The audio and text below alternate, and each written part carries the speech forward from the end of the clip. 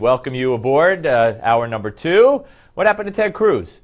All right, joining us now is Andrew Klavan, award-winning mystery novelist, columnist for Truth Revolt, and author of a great new book, Werewolf Cop, a novel. And we should be able to put that up on the screen. There it is, Werewolf Cop.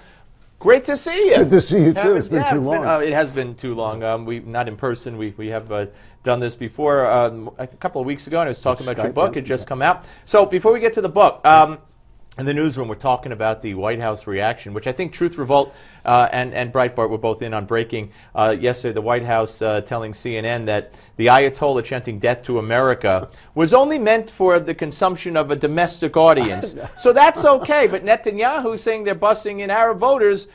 Who was that meant for?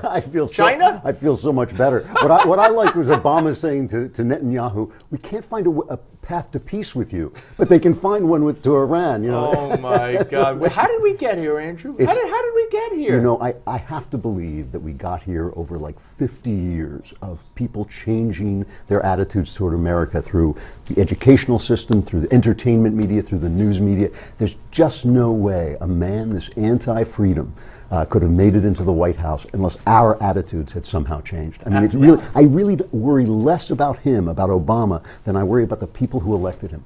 It's true, but again, if we had a media that did their due diligence, that was willing, look, I believe that the media, many in the media, now you can't say all, have it in them that, hey, you know, we're on a mission here, and our mission back then, or their mission back then, was to elect the first black president. Now, they're 8 years older. Some of them might see the end of their horizon or their opportunity to now elect the first female president. Then they could tell their grandkids how they helped do it. I think there's a lot of truth to that. And just thinking about people in that way is such a base, degrading thing to do, to group people in that way. I mean, if you watched Ted Cruz's announcement and the mainstream media's reaction to it. We almost did, by the way, yeah.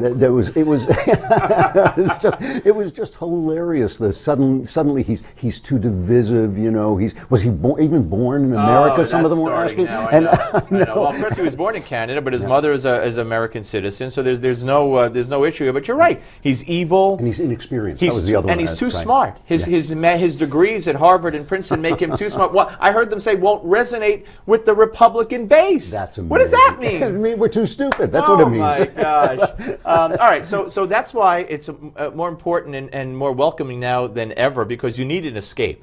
You really need an escape. Your escape is writing these books. That's true. And the escape for people like me is reading these books, because otherwise, you know, you just want to bang your head against the wall, and you will. So, Werewolf Cop. It's a great story. Talk about it. Well, thank you. In some ways, it's exactly what it seems. It's about a cop who's a great cop, a good cop, and a good man who's living under this terrible curse, who wakes up some mornings and finds he's done awful, awful things.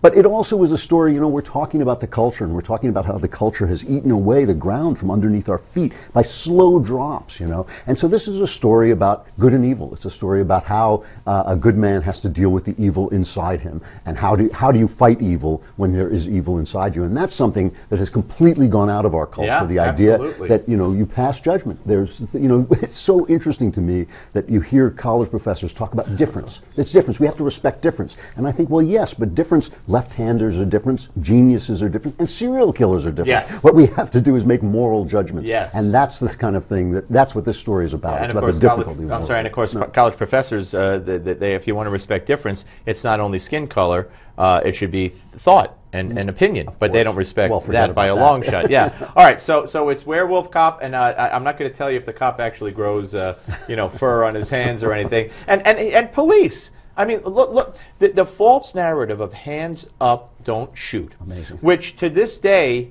you had a few. You had Jonathan Capehart maybe, and some others saying I was wrong. I mean, I apologize. I was wrong for promoting that scenario. It never happened. And Eric Holder went so far as to actually say it never happened. But the members of the Congressional Black Caucus and others who joined them on the steps of the Capitol with their hands up, the CNN had this weekend show, which they don't have anymore. Sonny Houston and others at the end of their show, and Margaret Hoover was on that panel, and it's supposed to be a news show. And at the end, they did this, hands up. I mean, don't they all have to apologize? You know, it's amazing.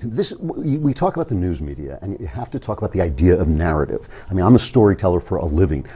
my narratives are more important than facts because I write fiction. But these guys in news media, you know, for them to say, well, the narrative is what matters, is a base betrayal of what they do or what they're supposed to be doing for the American public. You know, the Constitution doesn't guarantee freedom of the press so that these guys can lie. Yep. I mean, when you have found out that you've gotten the narrative wrong, you have to change your report, and they won't do it because the narrative's too good to change. One final one here. Hillary actually spoke to journalists yesterday at a function in Washington, D.C. They gave her a standing ovation after she, according to published reports, said things like, I want you all to look under your chair. You'll find a disclosure form that you need to sign upon leaving. Ha, ha, ha. How she makes fun of that so close when we don't even know if she signed it, she didn't sign it. If she didn't, why not? She hasn't told us anything about why not. She mocked that, and then she said, here she comes, quote, it's all about new beginnings, a new grandchild, a new hairstyle, a new email account, a new relationship with the press, no more secrecy,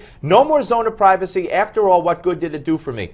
We're supposed to believe that there's going to be a new Hillary, a wide open, transparent Hillary? Well, the Clintons have been reinventing themselves from the get-go, you know. There really was a time... And they applauded her, the journalists applauded her. They give her a standing ovation right here. God. I mean, there really was a time when the press represented us. They were the kind of the guy on the street who would smell out corruption of a big guy, whether he was on the right or left.